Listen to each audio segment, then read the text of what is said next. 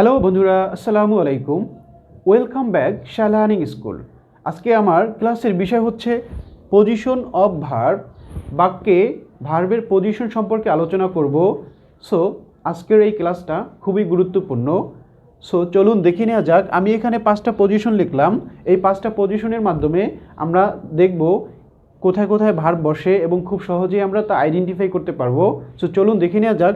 Position 1, সাবজেক্টের পরে বা বাক্যের প্রথমে ভার্ব বসে। যেমন I help the poor people, আমি গরিব লোকদের সাহায্য করি। এখানে আই হচ্ছে সাবজেক্ট, হেল্প হচ্ছে মেইন ভার্ব, তাহলে সাবজেক্টের পরে ভার্ব বসে। এরপরে number 2, come here write your name. এখানে এই বাক্যে কাম হচ্ছে ভার্ব, রাইট হচ্ছে ভার্ব। এই দুইটা সেন্টেন্স হচ্ছে ইম্পারেটিভ সেন্টেন্স। সকল ইম্পারেটিভ সেন্টেন্সের বাক্যের প্রথমে ভার্ব বসে। এই বাক্যে সাবজেক্ট উজ্জ্ব আছে, সো ইম্পারেটিভ সেন্টেন্সে বাক্যের প্রথমে ভার্ব বসে।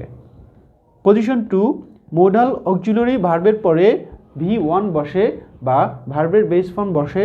যেমন মোডাল অক্সিলারি হচ্ছে can, could, shall, should, will, would, may, might, use to, ought to, need, dare. এই সকল মোডাল অক্সিলারি ভার্বের পরে বাক্যে ভার্বের বেস ফর্ম বসে। যেমন আই ক্যান হেল্প ইউ। এখানে ক্যান হচ্ছে মোডাল অক্সিলারি ভার্ব, হেল্প হচ্ছে মেইন ভার্ব এবং ক্যানের পরে মেইন ভার্বের প্রেজেন্ট ফর্ম বসছে। আই মাস্ট গো, এখানে মাস্ট হচ্ছে মোডাল অক্সিলারি ভার্ব, গো হচ্ছে মেইন ভার্বের প্রেজেন্ট ফর্ম। পজিশন 3, প্রিপোজিশন 2 এর পরে ভার্ব হয়, অর্থাৎ প্রিপোজিশন 2 এর পরে ভার্বের বেস ফর্ম বসে। যেমন I want to do the work. এখানে টু প্রিপোজিশন থাকার কারণে ডু হচ্ছে ভার্বের বেস ফর্ম। তাহলে এই টু প্লাস ভার্বের বেস ফর্মকে আমরা ইনফিনিটিভ ভার্ব বলে থাকি। তাই বলা যায় যে 2 এর পরে অর্থাৎ প্রিপোজিশন 2 এর পরে সবসময় ভার্বের বেস ফর্ম বসে। Position 4, late us, let me, let him, let her, let them. এরপরে ভার্বের বেস ফর্ম বসে। যেমন লেট আস গো। এখানে লেট আসের পরে গো হচ্ছে ভার্বের base form. Let me do, এখানে লেট মির পরে ডু হচ্ছে ভার্বের base form. Position 5, do not, did not, does not plus V1, অর্থাৎ do not, does not, did নটের পরে ভার্বের বেস ফর্ম বসে। যেমন I do not open the door. এখানে ডু নট থাকার কারণে ওপেন হচ্ছে ভার্বের base form. He does not close the door. এখানে ডাজ নট থাকার কারণে ক্লোজ হচ্ছে ভার্বের বেস ফর্ম। তো এভাবে আমরা ভার্বকে আইডেন্টিফাই করতে পারবো। যেমন প্রথম বাক্যে বললাম সাবজেক্টের পরে সবসময় ভার্ব বসে, আবার বাক্যের প্রথমে ভার্ব বসে।